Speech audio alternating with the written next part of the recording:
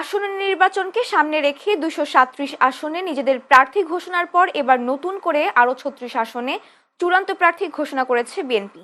এ নিয়ে মোট 273টি আসনের প্রার্থী চূড়ান্ত করল দলটি। আজ দুপুরে গুলশানে বিএনপি চেয়ারপারসনের কার্যালয়ে এক সংবাদ সম্মেলনে প্রার্থীদের নাম ঘোষণা করেন দলটির মহাসচিব মির্জা ফখরুল ইসলাম আলমগীর।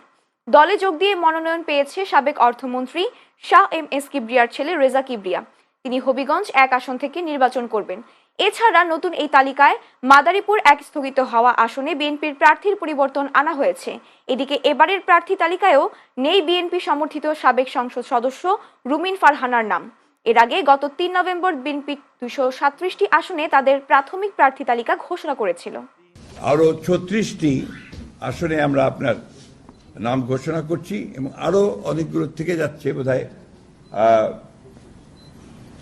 20-25টার মতো থেকে যাবে, 24টার মতো। সেগুলো হচ্ছে আপনার আমাদের যে অ্যালায়েন্সের সঙ্গে যারা আছেন তাদেরগুলো, এবং আমাদের 2-1টা আপনার ডিসিশন হবে, সেগুলো আমরা আরো পরে ঘোষণা করব।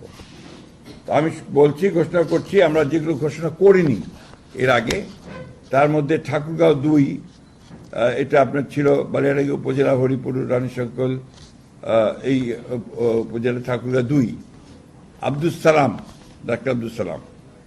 দিনাজপুর 5, AK-M কামরুজ্জামান। নওগাঁ 5, জাহিদুল ইসলাম ধলু। নাটোর 3, মোহাম্মদ আনোয়ারুল ইসলাম।